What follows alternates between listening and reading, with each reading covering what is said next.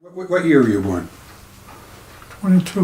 1922. Okay, so you were growing up here, very young, right up to 1930, and in the 1930s you were a teenager. I left in 40, went in the service.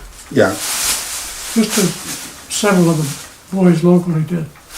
We all went down to New York and joined the Coast Guard. Okay. Not anticipating a war or anything like that. It was just, that's what we wanted to do. Mm-hmm. So it was just about a year or so before, almost 2 years, before the Japanese attacked Pearl Harbor. First guy that did it was Charlie Weber, and he'd gone in maybe 6 months before. So you were here in June and July? Yeah. Yeah, those months. And intermittently through the winter. Mm-hmm. And I used to come down. Yeah, every time you'd come down weekends of the winter, wouldn't you? Yeah, because I had a base down here that I could come to. Okay. A little house that's on the junction of Leonard Street and Arlington Street, the one they've just done the rebuild on. It's the person that lives there now is the granddaughter, is it grand or great-grand, of the people that were in there when I was kids. Okay. I was a kid. And their son, that family was known as Sergeant, Dexter Sergeant. His father's name was Raymond. And Dexter and I were buddies. Mm-hmm.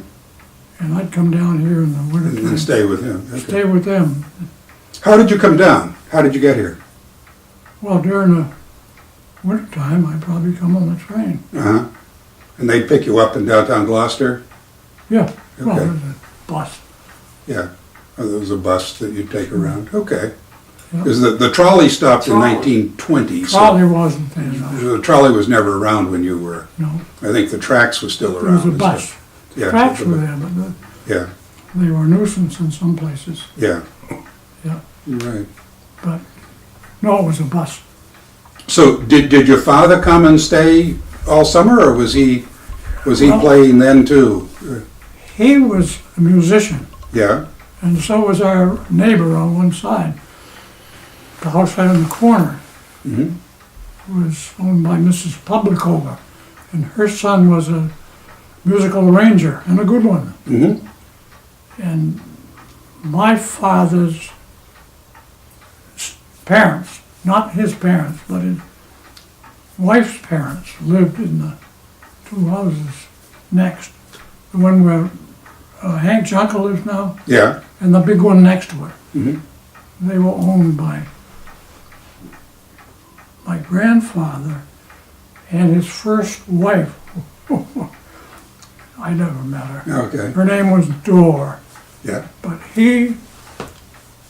my grandfather,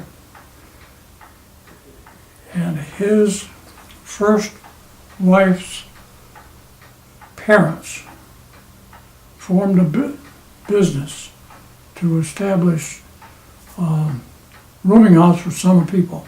Mm-hmm. And they bought these two houses and the land across the street. And shortly after, the wife died in childbirth. So that left my grandfather with his in-laws owning it. And he chose, they collectively chose, he bought out the wife's parents. Mm-hmm. So that put him in sole ownership. He also went and got another wife. And So what was his name? my father's name was Bradbury Huff. Bradbury Huff. Brad Okay. Huff. Okay. Yeah.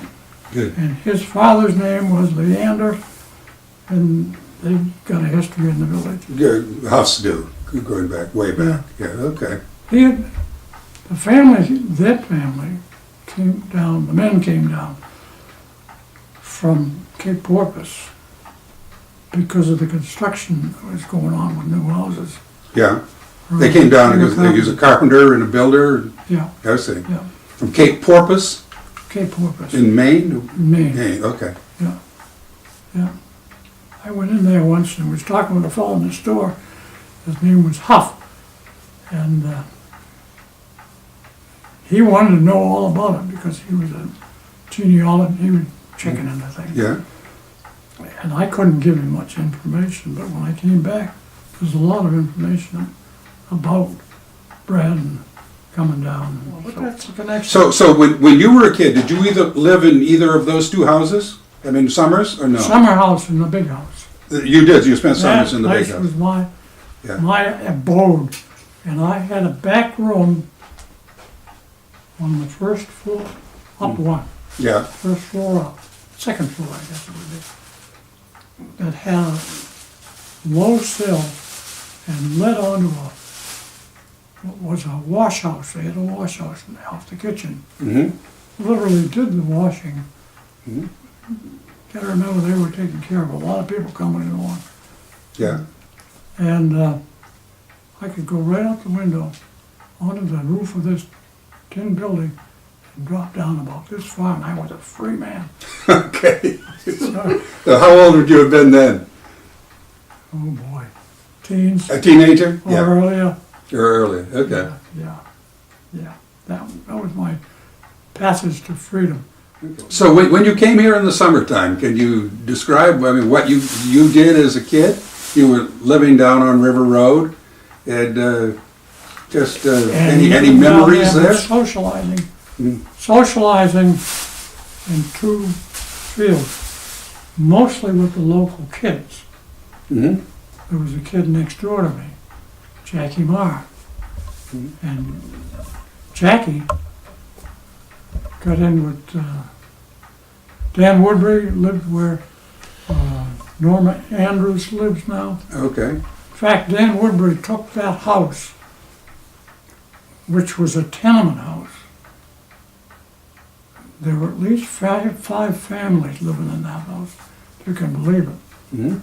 You go in the driveway up and a level on the back, and that brings you up 2 steps Mm-hmm. into the upper levels and the down levels. So it was a tenement house. Dan Woodbury bought it, probably at the distress, because things were going down. Was this in the Depression? Hmm? Was this in the Depression in the 1930s? Yeah. Yeah. Okay. And he was an architect, Mm-hmm. and he saw the beauty in that old house. So he bought it, and he made it into what it is today. Hasn't been changed since he owned it. Okay. Yeah. And that, Dan sailed at the yacht club. Mm-hmm. He was an expert sailor. He didn't have much money, but he had acquaintances in the yacht club that owned a sequence of boats that they didn't really know how to sail, so he would sail for them. And then it got to be a maintenance job, just keeping the water out of these things, because they were in the water and didn't have water pumps. So Jackie Marr was in charge of keeping this float of boats, and a lot of them were old boats that Dan bought, repaired, and rented, keeping them afloat. So that gave him, his pay was free use of the boats.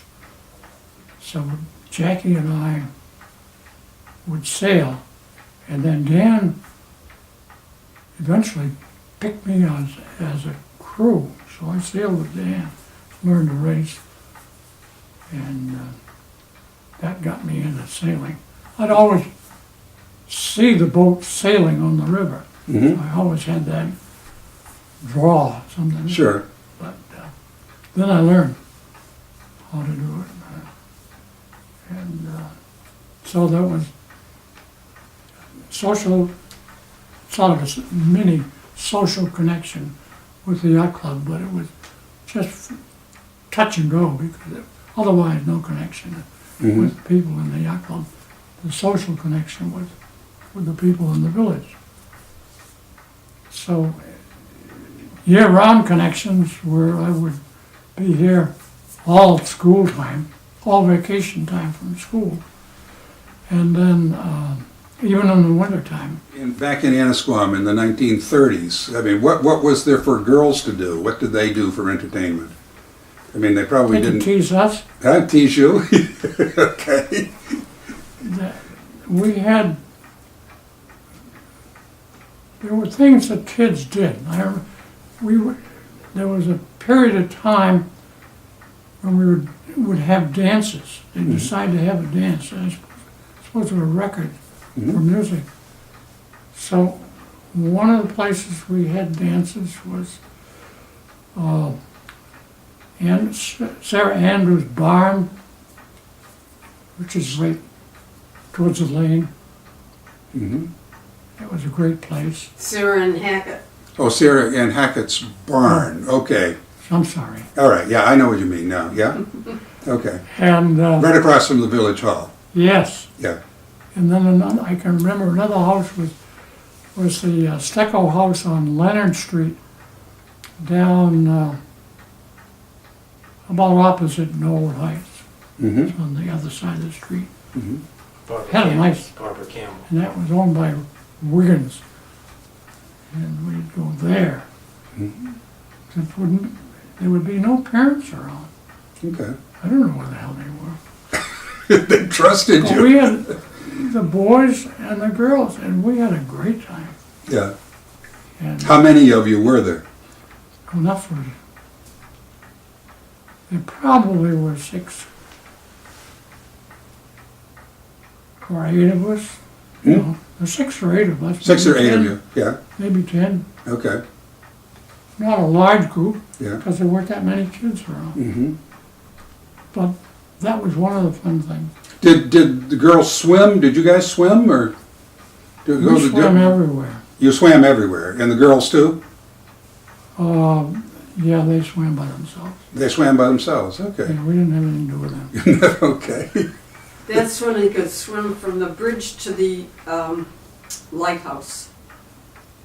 We used to swim Okay. to go swimming. Yeah. We'd swim down across the river to the Wingersheet to go swimming in the holes at the Wingersheet by the rocks. Some nice swimming holes there. Yeah.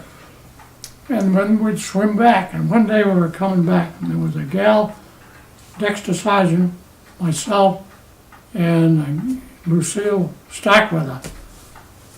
Both of those are dead now. And we started out from the hole, swimming back to the village. But instead of going into Cambridge Avenue, we decided to go in up to the wooden bridge. And swim we did that whole damn distance. Okay. Well, By the the tide couldn't time have I been too got out bad of that against you. water, we could, but Lucille didn't bother her at all. She had meat. Yeah. That wasn't too bad, but Yeah. I was frozen. Yeah. I didn't have any meat on me. Yeah. But we did it. But we swam. Yeah. Did you do any fishing when you were a kid? A little bit. We did some clamming. Yeah. We did quite a bit of clamming and even some clamming for sale. Yeah. I remember there was a house, well, where Hamer Lacey used to live, that house. People in there had a cook, and we brought her clam for the chowder. We'd dig the clams and then shuck them out and sell a Mhm. quart or a pint, whatever it was, Yeah. of clams. Where did you get the clams? Over on the flats, just on the other? We got them anywhere. We went up in Jones's Creek Yeah. and anywhere. Okay. And the cook at the house said, "Do you guys ever see mussels?" I said, "Oh yeah." I said, "Do you want mussels?" She said, "Oh yeah." So all you have to do is pick mussels. All I had to do is scrape them off the those seawalls and stuff. Yeah. So the next time we brought clams to that house, we brought mussels to her. So that would have expanded our market. Yeah. And from there, we graduated, I guess, we all had jobs. Mm-hmm. You all had jobs? Yeah. Yeah, Doing, for example, lawns, lawns, and mowing lawns, useful push lawnmower, stuff. Oh, yeah. push lawnmower? Yeah. No, Yeah. there were no power mowers. Right, yeah. There weren't lawns big enough. The thing that I remember about that time is that everybody, when it got evening, after supper, we were automatic, everybody gathered at the village hall. We sat on the wall, Mm-hmm. and that was the social center. The school was there, Mm-hmm. yeah, but the wall was where we sat. Yeah, right, okay, it's a wall that's still there, yeah. And Yeah. that's right. Mhm. And everybody was there. At one point in time, the city, for whatever reason, I have no idea, decided that Annisquam needed a patrolman. So they assigned a patrolman for the evening, probably because people objected to too many kids or for Mhm. whatever reason. Yeah, So he arrived about the time we were due there, or a little before. And we decided the answer, if he's going to be around, well, we'll just follow him. So we followed him and we named him Wooden Bullets. wooden boats, Wooden Bullets. wooden bullets, okay. And he would tease him. Hey. But he was a good guy. Treated us respectfully. We treated him well too. Yeah, At that point in time, and I was thinking about it beforehand, the center of the village was the post office and the Leonard Club. okay, so the post office was in the Leonard Club then? Post office was where the real estate office is now. Okay, The Leonard Club was always same place it is now. yeah, okay. But in those days, it was occupied by men. Mm-hmm.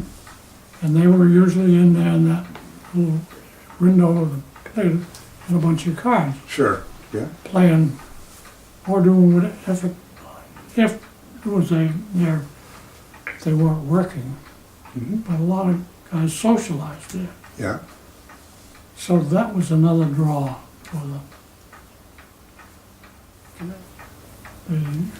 more likely, the women went down to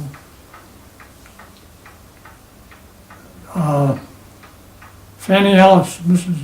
John Fanny Ellis, mm-hmm, because there were two women that worked picking crabs for the market. yeah. They'd get crabs in and cook them, and then have to pick the crab. Pick the meat out, yeah, So they'd sit up down there near them, across the street from the market, mm-hmm, up at Wilkinson's, and pick crabs, and the women would, the village women, like a magnet, were drawn to this communications center. okay, And I have a funny story about that too. At one point in time, not too recently, not too far back, I used to install as a volunteer job lifelines for the hospital. And I was installing one for Mrs., what was her name, Grace? I'm not sure about Mrs. it. Clark? Lived in back of Gertrude Griffin, at any rate. oh, Previer, No. Buxton, Previer, Buxton? No. At any rate, Okay. we were chatting, and finally she said to me, "How come you know so much about Squam?" And I said, "Because I was born here." "Who's your mother?" So I told her, "Hazel Murray." She processed that. She said, "Oh, you were a bad boy." Now, where did she get that? She got that at this confab. Okay, George Wilkinson owned the market, yeah. and he was kind of a hard nut. Not a bad, Kind of a what? hard nut on the kids. Hard nut, okay, on the kids, okay. Yeah, but we were always on his floats and doing his thing. Yeah,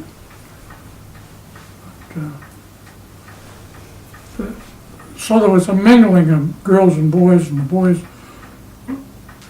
the girls were the ones that got us to these dances. mm-hmm, They wanted to dance. And it wasn't too much, but some dancing went on. mm-hmm, And then there were other activities. There was a Sea Scout troop in Annisquam. There was a scout troop that became a Sea Scout troop. And one night we had an adventure. We had a guy that ran the Sea Scouts who had a power boat in the cove. And through some machinations, the Gloucester Sea Scouts had been authorized to receive the boat that the Salem group had. Was it Salem? Yeah, Salem group had. Because they weren't using it. It was a big, long surf boat. is it a power boat or Shouldn't. No. a rowboat? Rowboat. Rowboat, okay. So we were driven up to confiscate the boat, which we did. It was probably six of us, or possibly 8 of us, and one adult. That adult was Steele, father of the Steele that started the Willow Rest, didn't start the Willow Rest, became operator of Willow Rest for a period of time. Okay, At any rate, he came up along as to keep the lid on us. And on the boat, power boat, they drove up through the river. And they steamed along, and they were going to tow us back to Gloucester. Well, they never showed up for a long time, and we started rowing. And we got pretty near halfway to Gloucester before they finally showed up in pitch black. But they found us and tied us up, towed us into Gloucester. So we accomplished, that was a part of the Sea Scouts adventures. what did they do, take you through the canal? How did you get over to Annisquam? Hmm? When you were coming up from Salem, how did We you? didn't get around, we left it, it was a sign of the Gloucester Sea Scouts, Gloucester uptown. Okay, So we were just helping them out. just helping them out, I see. Yeah, so it stayed in Gloucester Harbor? Yeah, Okay. stayed in Gloucester. This episode actually was, let's see, it was myself, Dexter, Gil Harvey, Louis Publicover, John Stanwood, and John Stanwood. all locals. And we're down at the wooden bathhouses on Cambridge Beach. You know, they lay along the people would come down from the hotels and change into that Yeah, and go swimming. So we were down there organizing some deviltry. There was some seams that didn't quite meet on these bathhouses. We figured if we open these up, we get in there, we get some peaks. This was the purpose of our being there. okay. So we watched this sailboat with a fish boat sail out with 2 or 3 guys in it. And it was blowing hard out of the northwest. We thought, That's not good. But we didn't do anything about it. We just kept an eye on them. And they turned and they were coming back in. The damn fools ended up on the bar, bottom up, and the tide going out. And then they were just hanging on to the boat. So we knew what to do. There were boats on the shore down below the tennis courts, Mm-hmm. and they were in that, there was a shed down there, boats in the shed. We went down there, grabbed the boat, took it out, launched it, and swiped the oars. And then the first boat was Dick, Louie, and myself. No, Dick, Gilman, and myself. And we rowed over and picked up first one. But being on the bar, the boat swamped, which is, but that was not old, that was old hat to us. We used to swamp the boats on the bar for fun. So it was no problem. We walked the boat with the guy in it up to where he could stand up in it. And we went back out to get the other one. In the meantime, John Stanwood and Louie had borrowed another boat and had gone out and picked up the second guy, and we had the third guy, the last guy. And we swamped that one too, but we were getting in and we were standing in the water. We looked out, there's a powerboat on the river, just jogging up, keeping an eye on us. Then the next thing we had, they brought the surf boat. I don't know how the hell they got it there. Coast Guard brought the surf boat down. And they come over to us. And we said, well, here's one. And we got the other one out here. We went to give them the other one. They said, you get in here. So we had to get into the damn surf boat. And they made us lie on the deck below the thwarts so that they could row us back to the other side. So we were saved. It was a big rescue operation. That's funny, won his first medal for life Yeah, saving. there was a guy, So you got a medal for that? Yeah, yeah, Okay. 2 medals. there was a guy who lived in a house right across from the tennis courts. His name was Dixie Johnson. Mm-hmm. Dixie was a special writer for the Globe, and he grabbed this and he wrote it up Mm-hmm. in a big way. So we were heroes. They had the Stanwood family up there, and there were,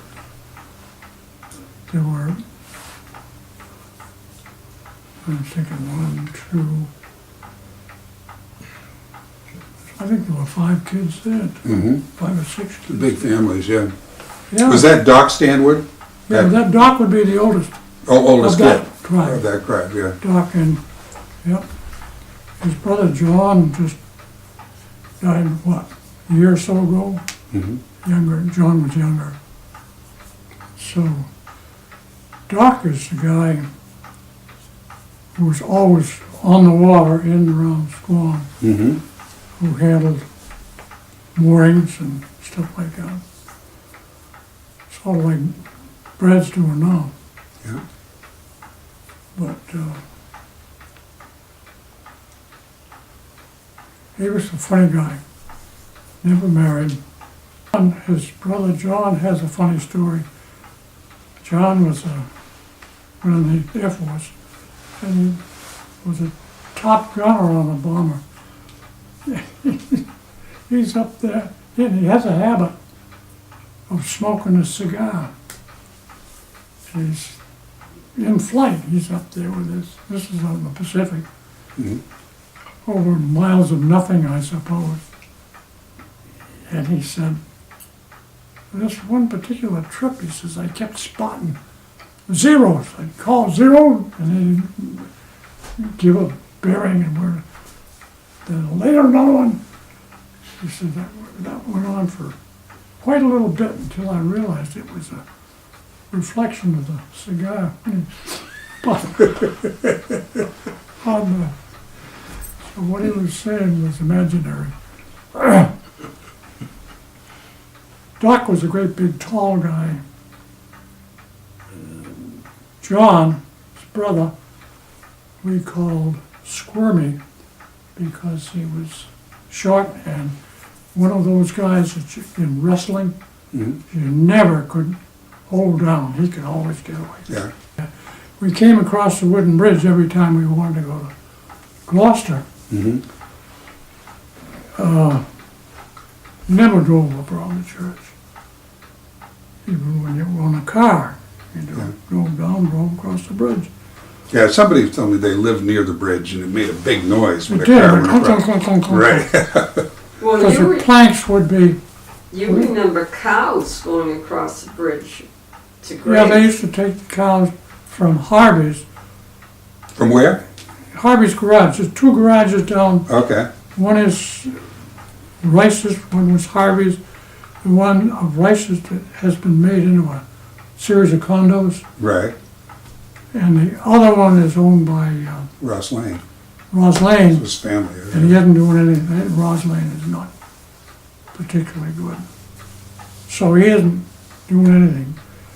But the one that was Harvey's, that now Ross Lane, had cows in it. The cows were in the little house to the right that sits back in that same yard. Been sold off separately Oh, I see. as a home. So it had some grass area or something? Yeah. Yeah, And then around they it, used to yeah. take them from there down across the wooden bridge and up over the hill Mhm. into the pasture. So when was that house next, we always call it the Victorian house, next to Harvey's then? When was that built when you were a kid? Next, The house right next to where you're saying that where the Oh. cows would go? that was there when I was a kid. Okay, so where was the pasture for the cows? It was over and across the wooden Oh, bridge. across the road, And remember the name, Squam Rock Pasture? yeah? Probably there, Oh, okay. I'm guessing. Oh, okay. Yeah, well, that would make good sense, because it Yeah. was a pasture, Yeah. sure. So there weren't a lot of cows. Towards the end, there was just one. Mhm. I used to leave my house down on River Road by the back door, go up over the grade, over a fence, and right into Mrs. Harvey's kitchen. And she'd get a big ladle, and there was a tin this high of milk. She'd scoop it out, fill my pitcher, and I'd walk back. I never spilled it, Okay. never dropped it, never broke it. How old would you have been then? Is that, Probably 4, not seeing any. yeah, But it was all, the boys used to burn that lower field to keep the grass down for playing ball mm-hmm, in the spring. In fact, the fire station in Bayview used to come up sort of like on contract when we wanted to burn that place and make sure that it didn't get out of hand. mm-hmm. When you get out of the service, is that when you got married and moved to Annisquam? When I get out of the service, first thing I do was get back to school. And I had been here for a very brief time when my next door neighbor, Billy Jensen, Stan Jensen, Stan the tomato can Jensen. he Oh. used to live where the Junkers live now. He what? The Junkers live? Yeah, Yeah. he lived in that house, and he and his That's what the wife, kids called him. they had 3 kids, one of whom is notorious. He's on TV as a news commentator. Financial. Financial, sorry, financial. He was a salesman for flour, traveled all over, drove a car. His wife was a live-at-home gal. And he was an instigator of good things. For example, up until the Jensens got involved, the Annisquam Village Fair was a very modest affair. It was one of those things that typically churches produce pies and so forth, and nothing like that. And he got this thing going, relocated it from the church to the village hall, incorporated the village hall and the schoolyard, pulled down, he got Ray Sargent, Dexter Sargent's father, and another guy who was equally notorious for doing crazy things, to take care of the chance table, and they began to devise new schemes, and the whole thing just bloomed. Illustrated, we strung, and I worked on that damn fair, doing various things, but ended up with Brian Russ. We wired, did all the wiring in the place, and stringing wires. We'd hook up to the. They put a juice box there for us, and we'd run the wires all over, and till that gave up that. But at any rate. So it was after World War II then that the Seafair got to be what we know it today. Just physical changes in Annisquam, since you were a kid. Like, I mean, going from a barn with cattle in it down on Leonard Street to what's there now to... It's still a barn. Yeah, it's still a barn, yeah. Not a lot of noticeable changes physically. Construction-wise, no. None of the properties on Leonard Street on River Road around, there's been I don't think there's been any construction of significance. And then you go up to Arlington Street. I don't think there's anything there either. Houses have changed hands, but they physically haven't changed. Going down towards the beaches on the end of Leonard Street, going up the hill, the houses on the right are the same as they were, with different tenants, different people in them. And of course, you go down to Benson, there's no change there, that's all. The only change there is a new house at Peterbilt.